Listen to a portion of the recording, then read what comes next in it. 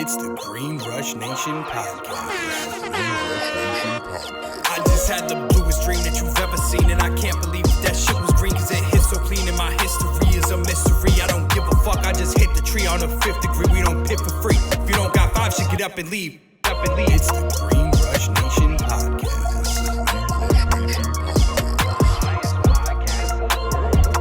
Yo, what's going on, guys? We're back with another episode of the Green Rush Nation podcast, the highest podcast in the world. Today, we have a very special guest. Some of you may have seen him. He's been in the industry for a long time. It's our friend Omar from Street Kings. What's going on, brother? Hey, what's going on, B-Guns? Appreciate you coming out. How was the travels in? Appreciate the invite. It's LA traffic. You know, it's no joke out here. One thing I'm learning about the city. Typical. So you're new to the city. I'm learning. Yes, I am new to the city. So, you know, I ended up taking an offer out here with Street Kings. Beautiful. Figured I'd put myself out here in the Mecca, in the main hub of the industry. Why not? Why not? It's definitely the place to be. How's your experience been so far? Good. You know, definitely getting to know the city and just, you know, really being able to connect and get to the core of the industry. So that's been amazing, and there's still much more to see. Things happen here that just don't happen anywhere else, bro. So welcome to LA, and I hope the magic hits you as well. It does, and it has been beautiful. So here on the Green Rush Nation podcast, we don't want to just know about your business ventures, but we want to know a little bit about you too. So do you remember your first encounter with the plant, and how did you smoke it? I do. It was I'd say I was roughly about 15, 16 in high school. Okay. And this was, I'd say 2003, 2004, and it was out of an apple. No shit. Yeah, classic old school way. Grab a pencil, poke a hole in an apple, and let's get it into the apple. And how did it go down? Was it after school? Was it on a weekend? It was an evening after school, and it was, I mean, at that time, we weren't getting what we're getting nowadays. Of course. But the experience, the giggles that just popped in. That's one thing I miss, man. I don't think I'll ever get the giggles like I did when I first started smoking. Yes. But, man, an apple, you know, we've heard that a couple times. Was it like one of your friends introduced you to the plant, or you kind of were just curious on your own? It was actually a friend from California. At that time, I was living in Nebraska for a couple years. Oh, shit. So he ended up bringing something down from California. I'd like to say it was the Baby Chronic. Okay. From back in the day, the Pretendo, what we would call it back in the day. You.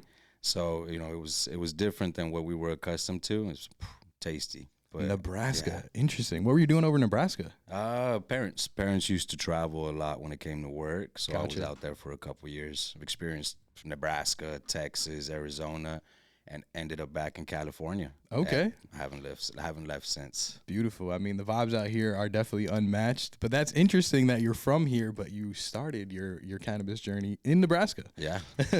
Obviously, is it legal there now? Do you know? No. Okay, so it's still illegal. It's still illegal, zero tolerance, probably one of the last states that would pass it. Damn. But, you know, it's, positive vibes out, you know, and good energy, and hopefully we're able to get this federally approved soon. Absolutely. That would be a beautiful thing to see for sure. So how long after the apple did it take you to be a full-time stoner and smoking every day? I'd say coming college. So, you know, I was back in California, went into college, and then I heard as soon as I turned 18, I had a buddy tell me, you can get a medical card. It's like, oh, really? What do I need? Yeah, $50, $60, go to the physician. Did that in San Diego, walked into my first dispensary, and I was impressed. Different world, huh? Different world. Oh, I mean, you know, you're smelling flower that I was not used to or accustomed to. I'm seeing 1,000 milligram edibles. Yep. I think you probably remember some of them from back in the days of Carovas. Yeah. Yeah. They still got them now, actually, but I don't think they're the same. I don't think they're not quite the same. 1,000 milligrams, man. I could barely handle a corner of that brownie no. at the time. Hell no. Man, those are good times, though. Fucking, we didn't know yet, you know? We had no clue, so the world was our oyster, but now we know what we can and cannot stay away from. But yeah, early days, man. Was there any crazy stories you had? Like, did you get paranoid smoking? Did you ever get busted by the cops? Oh, definitely. Okay. You know, coming back from so as soon as I came back to California, I ended up dropping out of school to pursue a dream in the industry. So, you know, I took back off to Nebraska, did a little bit of industrial painting out there for John Deere. Okay. Stacked up a little bit of dough. Shout out to John Deere. John Deere. And ended up working my way back to California after a year and a half to open up my delivery service. So I was about 22 when I did that back in the Prop 215 days. Okay. Yeah, I was out in Imperial County. So I'm not sure if you're too familiar with that I'm area. not actually. It's borderline Yuma, southernest part of California you can think of. Okay. Okay. Yeah, border town baby. So I was bringing in some of the finest flower you can find in San Diego and Los Angeles, and bringing it out to the little small county and Beautiful. introducing this stuff to the people, man. Wax, flower that they haven't seen before, back when Weed Maps was just starting to kick off. Did that roughly for about 4 or 5 years. Also did a little bit of cultivation. How did you get into that? Started asking questions as soon as I started shopping into these dispensaries in San Diego and Los Angeles. It's like, I'm not coming in for your typical eighth or your typical ounce. You're buying weight. Yeah, I want a couple pounds so I can take back from my delivery service. Absolutely. So started getting into that, and met amazing people throughout that process that now have transitioned and are operating successful legal shops. God bless. Yes. God bless. See, a lot has changed, and it's cool to see the people that survived. They didn't just drop off and do something else. So it's cool. We're a big part in what the culture is. I know nowadays, even with the market getting consolidated and saturated as it is, it's, something I think we pride ourselves in, being the people that shape the culture and have made it, what it is today. For sure. And even with it going corporate, as I like to say, the culture did not start in boardrooms. That's for damn sure. Yeah, it started with the people's homes, the hustlers, the people moving this stuff, the smokers. Yeah. I have really grown to appreciate what the plant is.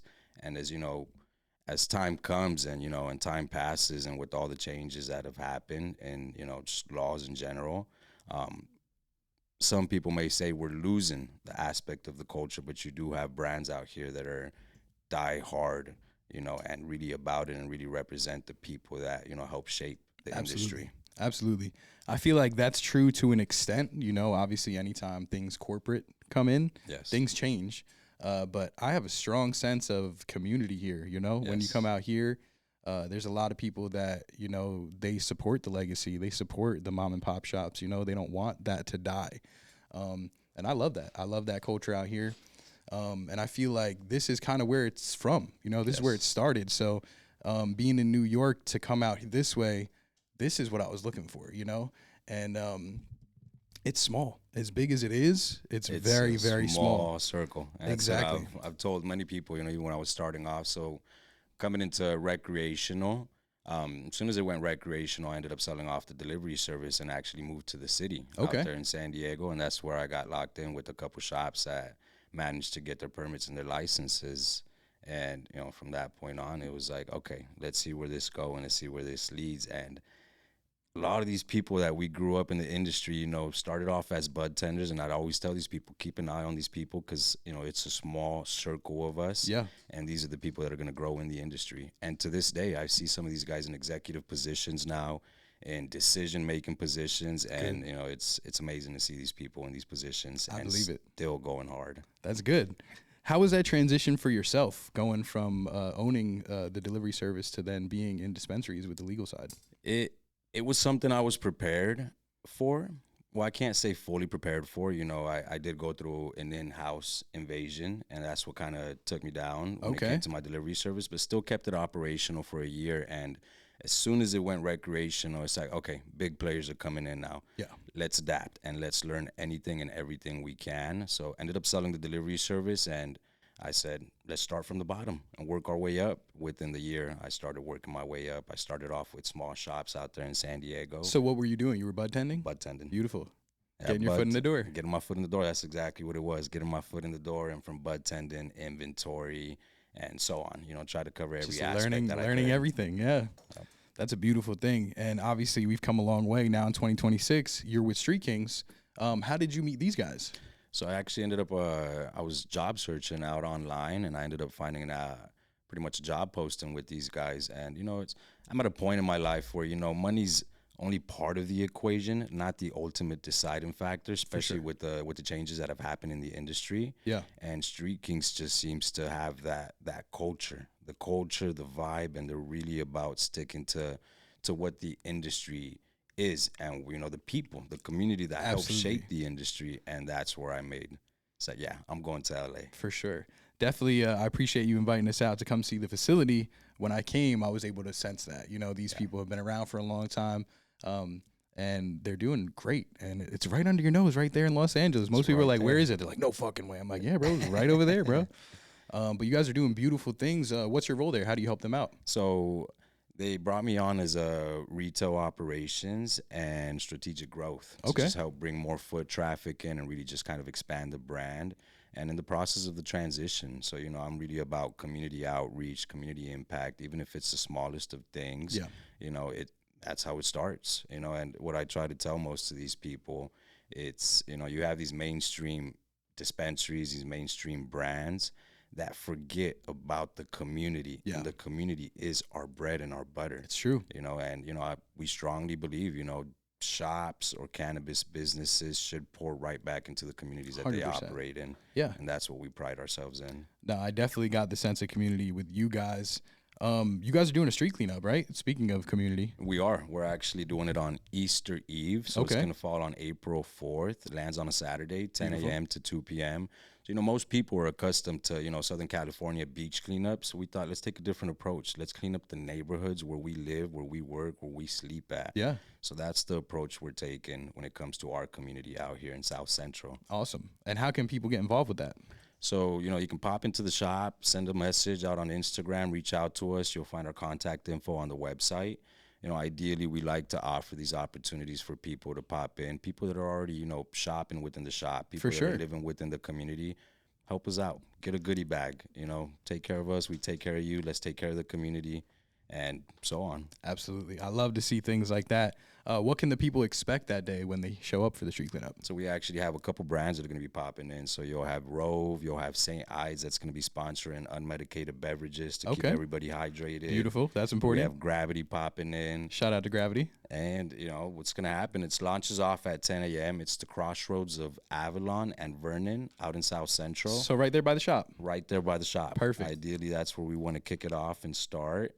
And then from there, request your neighborhood within our district, within a certain radius of the shop. And, let's take it from there. This is the pilot program that we're launching. And not just the street cleanup. So, we stay involved within the community. I know Street Kings has just had their retail location. They're going on a year. 1 year anniversary is actually going to be 4/18. Okay. So that's when we're doing our 4/18 event, 1 year anniversary. I'll be there for that. Yeah, definitely pop in, man. Yes, we're excited to have you. For sure. So, street cleanups, we're also very well known for our annual toy giveaways. Okay. So we draw crowds of 2,000 plus. We usually do that right around the holidays. Beautiful. So, stay in tune for that as well. Definitely. You guys are active on social media? We are. We are active on social media. We do have a couple different accounts. Our hero account is going to be Street Kings LA. So definitely shout out and find us on Instagram. And that's where they can get all the information for any events you guys are doing. Correct. Beautiful. Tell us a little bit of the history about Street Kings. How did you guys start? So, fully integrated company. We do cultivate our own flower. We do manufacture our own product, have our own distribution, and now our retail. So it all started off as cultivation and white labeled into other brands. Interesting. Yeah. Now that we've gotten fully integrated, we've kind of pulled back on that, and we're really focusing on launching our brand. Beautiful. And, the biggest thing is we come from the culture. Many brands nowadays will try to imitate the culture. Yeah. Street Kings comes from the culture. Absolutely. And that's one thing we try to stick to. We pride ourselves in, and being about the people and caring about the plant, and giving people quality product. And the beautiful thing about being fully integrated is that we're able to control from seed to shelf, control the quality of the product, control what's going out there, the brand identity more than anything. Absolutely. And, giving the people what they want. Speaking of that, when did you guys start the cultivation? Cultivation went on full blast, I'd say roughly about 4 to 5 years ago. Okay. So that's when it really kicked off. Actually, 2018 is when we kicked off. So we were prepping as soon as this was going recreational. Absolutely. So you guys are ready to go. We were ready to rock and roll. And so you've already been known for the white labeling. Did you grow your facility? I believe you guys said you got some new facilities. We did. We started with the smaller facility, and recently I'd say about 2-3 years ago, we got into our bigger facility. Beautiful, beautiful. And as far as the flower goes, has your process changed a little bit over time? I'd say R&D, we're definitely going through the R&D just to make sure that we, push out what, makes sense and, we live up to the name. Of course. More than anything. So our staple brands, our staple strains at the moment, definitely the CCG, Cotton Candy Gelato, the LA Perps, something that you'll find pretty much right here displayed. The second you guys crack the seal on these little babies, we focus on terps, the terp profile more than anything. Okay. There's that, your LA Perps. Fresh seal, always cracking the fresh seal, slaps you right in the nose. And more than anything, we're, focused on terps as well and giving the people what they want, but terps because we're pressing our own rosin as well. Okay. So you'll see that coming in, solventless concentrates. We're working on our vapes. So flower, concentrate, vapes. Infused pre-rolls, regular pre-rolls, R&D. We're in the R&D and this is all under the Street Kings brand, correct? All under the Street Kings brand. Beautiful, beautiful. And I see there's a couple different packaging. Is this different than the black box? R&D, so same thing, different strains, obviously. So, it's a matter of us figuring out, what fits and what suits the people and what really screams Street Kings. So these came about with our flavors. The black boxes, these little babies, Street Kings was our original packaging, which screams LA, and this is what we want to stick to, the culture. Sure. Absolutely. So this is what you guys had originally started with, and this is sort of a newer packaging? Correct. Okay. We want the people in, so we want the people in. We want you guys to tell us what you like and what you think fits. You guys are the culture, and we're about the culture, and we're about the people. Absolutely. So since you joined the team, what's been one of your favorite things about working with Street Kings? How do they do things a little bit different than just other people? I mean, the fact that they're well-rounded, and, I'm accustomed to just, I thrive in retail, NSOs, new store opening, setting up staff, setting up teams. This is the first time I'm actually with a fully integrated company that cultivates their own stuff, manufactures their own stuff. I'd like to say we're in our infancy stages of what some of these brands are already at, and that's what excites me the most, is to see where we can take this and the potential that it has. Still a lot of growth. Yes. Beautiful. And what are the day-to-day operations now looking like for Omar in 2026?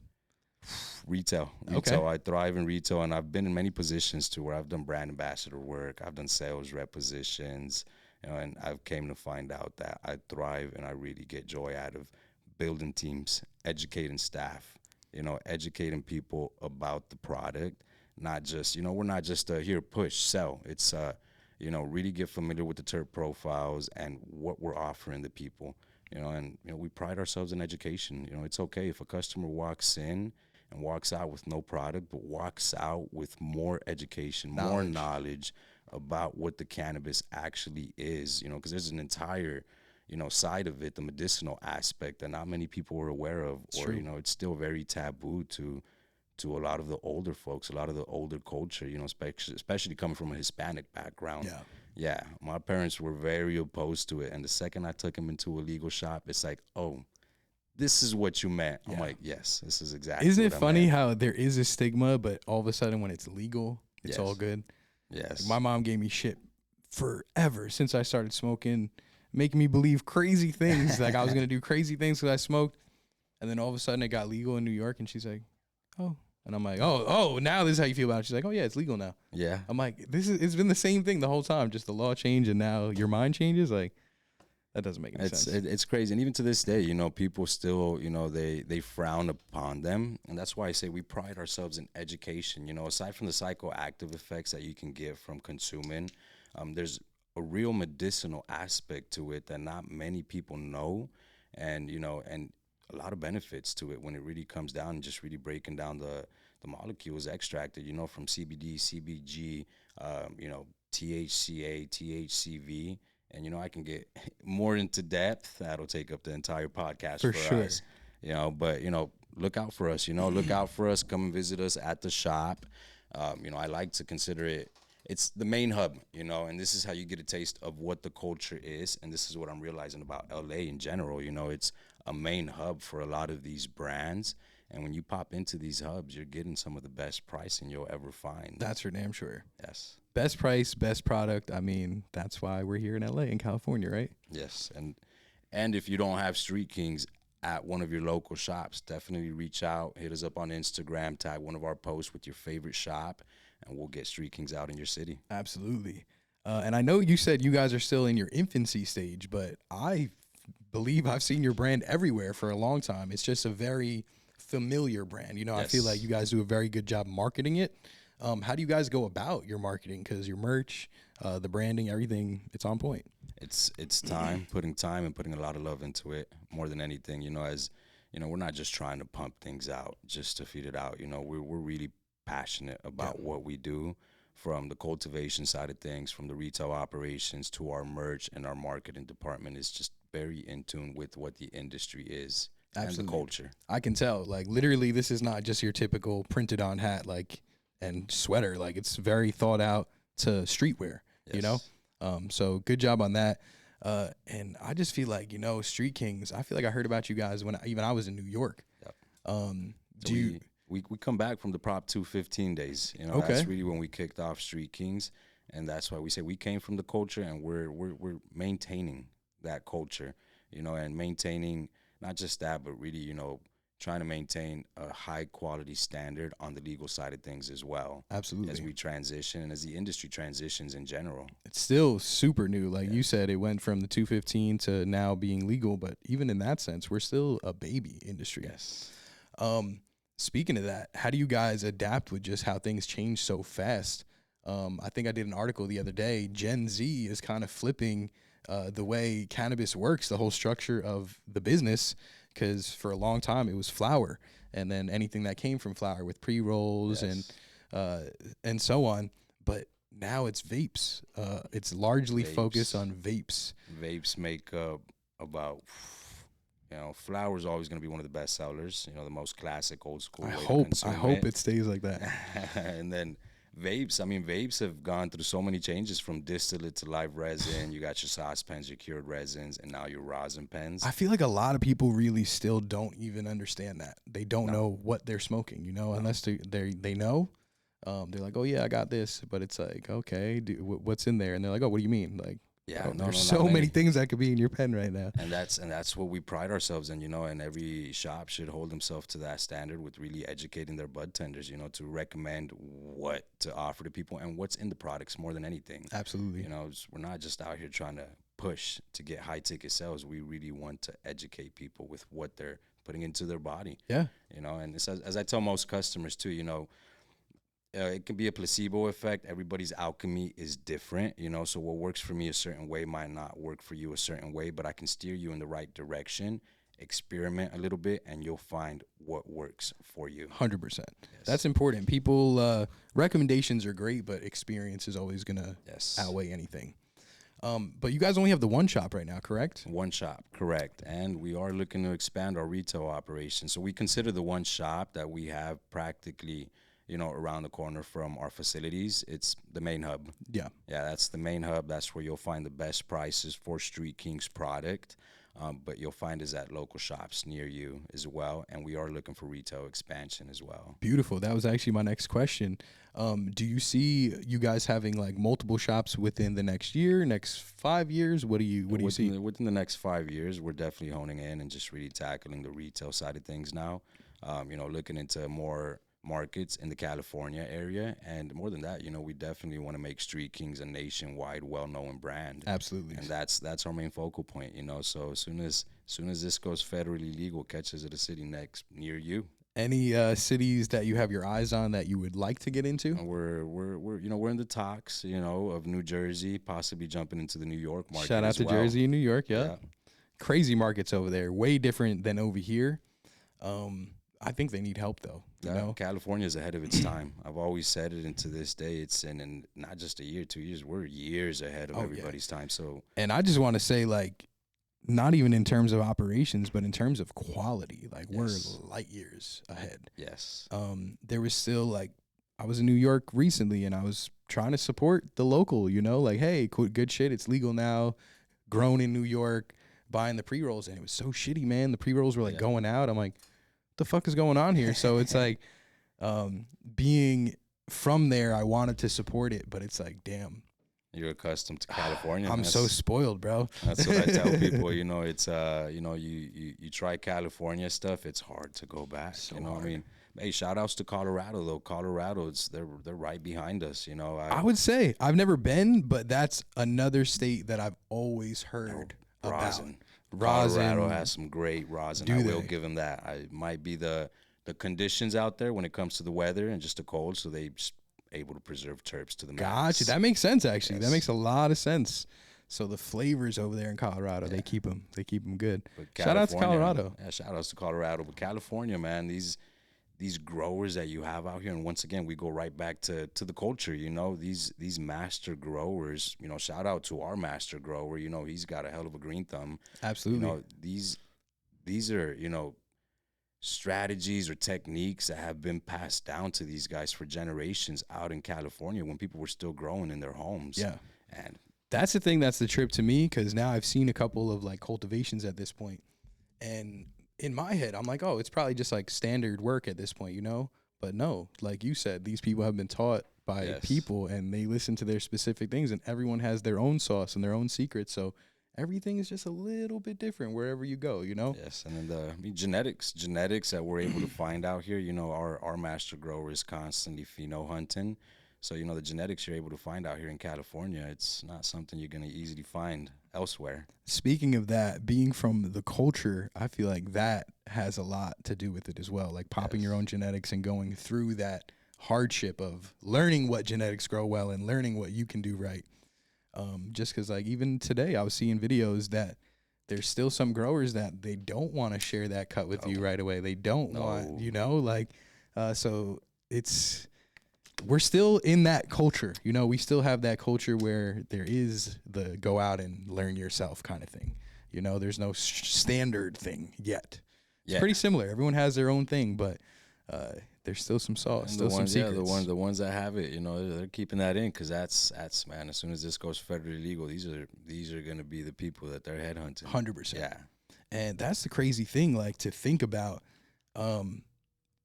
Basically, everyone wants what we have here, you know. So I feel like if it does go federally legal, they're gonna come over here first and try to replicate it.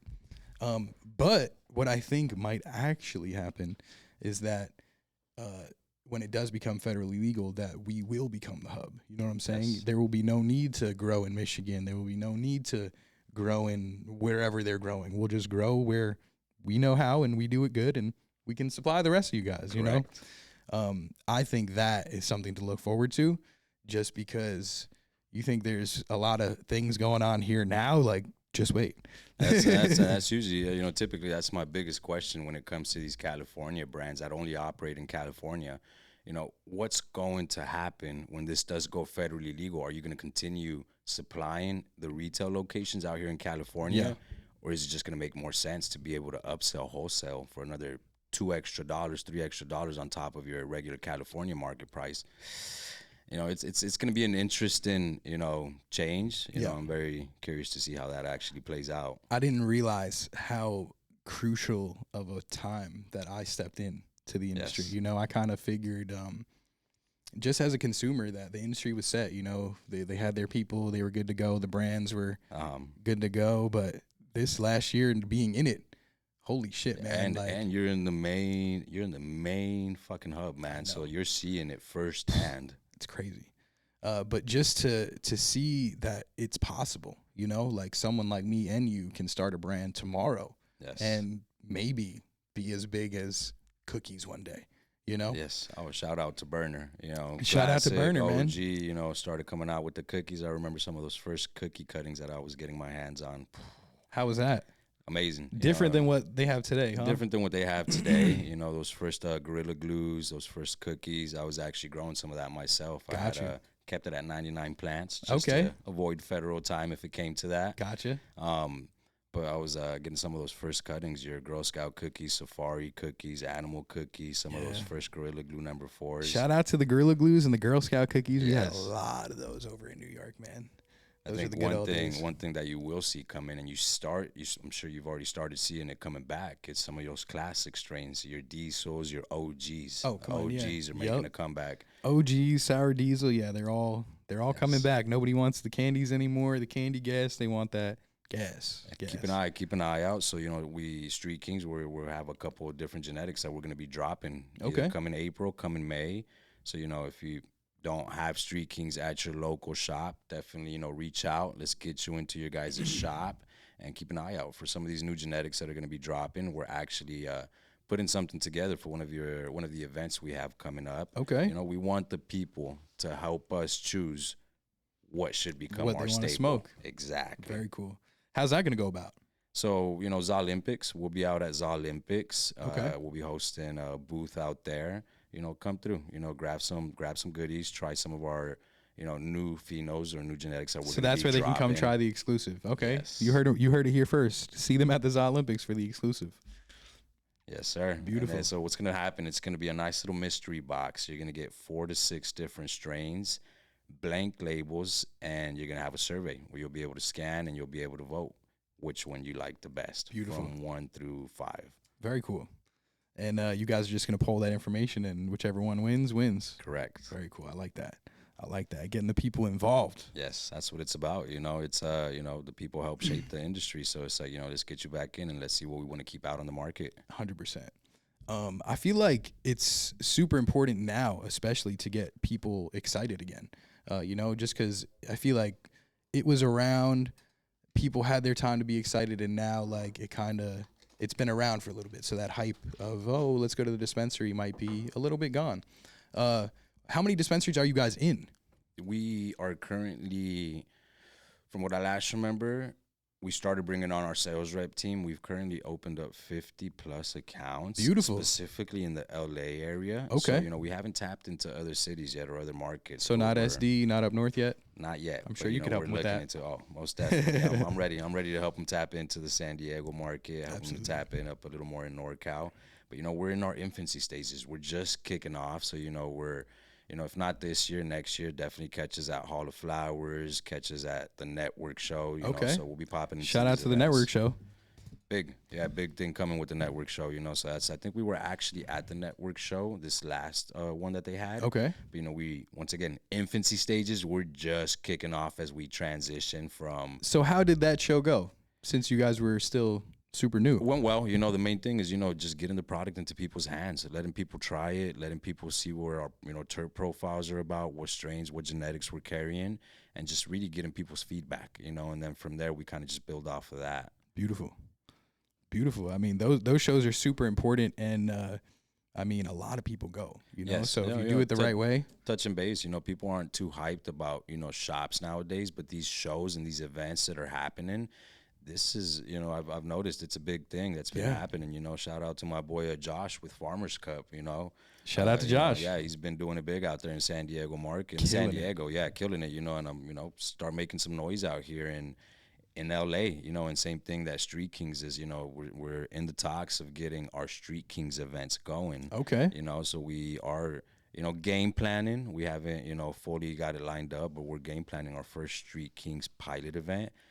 To do that out here in Los Angeles, and then we want to bring Street Kings events out to your city. Beautiful. That'd be pretty cool. What are you guys planning for the events? Is it going to be like concerts or just? So it's, musicians, concerts, set up your stage, invite local cannabis brands that we've partnered with, pop in, set up, and, let's, show up and show out, and give the people what they want. Absolutely. For someone who's never heard of Street Kings, what would you want them to know? Street Kings from the culture, man. From people, from the culture, for people, for the culture. Okay. That's what Street Kings is about. Absolutely. We come from humble beginnings, growers in our backyards, typical consumers, and we're bringing this out for the people. I love it. Yeah. I love it. Now, looking back on your personal journey a little bit, going back to when you first started with all the knowledge you know now, what advice would you give yourself? Stay persistent, and, scoop up game anywhere you can, So just be a sponge. Be a sponge. Absolutely. Soak it all up, and, keep building that resume. Keep building that resume as we're still in the beginning of this industry. So just to give the people a little background on exactly how your journey went about, just give them a rundown of how you started in the industry and what jobs you had to lead you to where you are right now. So started with my own delivery service back in the Prop 215 days, but jumping into the recreational market, I started as a bud tender, got my foot in the door, and from that point just started really soaking anything I could and everything I could, as the recreational market was new to us, and we were one of the first states, I believe, to actually legalize it recreationally. Absolutely. So I just started picking up everything as a bud tender, went on and transitioned as an inventory manager, and from inventory manager ended up becoming a GM. Okay. A GM for a shop whom I opened 4 locations for throughout Southern California. Wow. One of them was in Imperial County. One of them was in Southern California, San Diego to be specific. Beautiful. And, just building that resume and really just gaining that experience has opened up many more doors that I never imagined would have opened, especially being a dropout from college, has put me in positions where I just, even people with degrees aren't able to get into. That's a fact. Yeah, because, it's a specific skill set and understanding of the industry and the culture that one must have. We've been in these positions where we bring on these corporate leaders that just are not in tune with the industry, and just have no idea how the culture works. And that's not good. It trickles down, and you can tell when they start to structure things that just don't work. It doesn't make sense, and they don't know why it doesn't make sense, because in regular business it makes sense, you know. But this is not your traditional business, like you said, and I feel like the best and only way really is to jump in and learn from the bottom. Yes, because when you do that, you can always back reference, You have to be in the trenches. You have to be in the trenches, or you have to have, at least, feet on the ground in order to really understand how these, brands operate, how these retail shops operate, and just how it all just, goes in full circle and keeps the gears grinding. And that's something college will never teach you. So no offense to you college grads. If you went, God bless. If you need it, go. But I'll take someone who was in the field for 5 years over someone who was just sitting in the classroom for 5 years any day of the week. Yes. Yeah. Any last things you want the people to know about Omar or Street Kings in general? I mean, Street Kings in general, big shout out to Street Kings. I'm blessed with the opportunity that they gave me. If you don't, remember, we're from the culture for the culture. If you don't have us at a city or at a shop in your city, reach out, mention it to your shop, and let's get Street Kings in the shop. And if you want to visit their shop, they're right here locally, South Central, correct? South Central, 515 East Vernon, crossroads of Vernon and Avalon. Follow us on Instagram, check out our website, stay in tune for all the exciting stuff coming. Yes, sir. April 4th, make sure you mark your calendars for that street cleanup. They're going to be out there giving back to the community.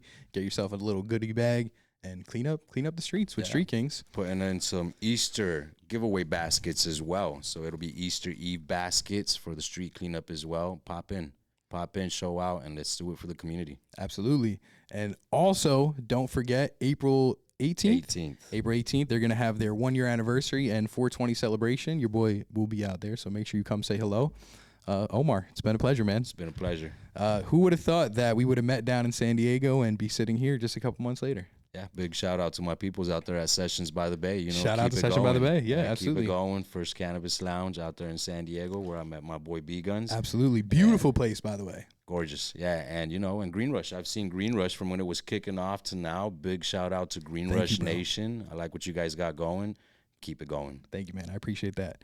Where can the people find you, and then where can the people find the Street Kings? You can find me you can find me at the shop, 515 East Vernon. Follow my IG, omar.jq, and Street Kings, Street Kings LA on Instagram, or follow the shop's account, 515 Street Kings. Do you guys have a website? We do, streetkingsla.com. Make sure to check it out. Do you deliver? We don't. Okay. We are in the process of actually setting up our delivery. Perfect. So, that'll be coming hopefully here within the next months. And are you on Weed Maps? Can the people find you on Weed Maps? If you're curious, look them up on Weed Maps. That'll tell you everything you need to know. Yes. Absolutely. Well, it's been another episode. We appreciate you coming out, telling your story. But we appreciate you guys. Go tell your sister, your brother, your mother, anyone you think needs to hear a story like this that could benefit it. Let them know. We can't do it without you, so make sure you go like, share, subscribe, and we will see you next time. Bye, guys. just had the bluest dream that you've ever seen, and I can't believe that shit was green, cause it hit so clean, and my history is a mystery. I don't give a fuck, I just hit the tree on the 5th degree. We don't pit for free. If you don't got 5 shit, get up and leave. It's the Green Rush Nation